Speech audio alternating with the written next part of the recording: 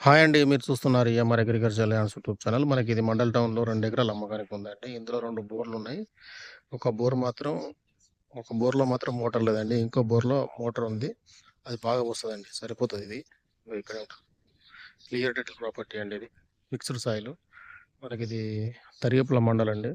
జనగాం జిల్లా నుంచి మనకిది 25, 26 కిలోమీటర్లు ఉంటుందండి. హైదరాబాద్ నుంచి వచ్చేసి 100 కిలోమీటర్లు ఉంటుంది. మనకు డాంబర్ రోడ్ నుంచి కిలోమీటర్ లోపే వస్తుందండి. ఇదంతా మండల్ టౌనే చూడండి.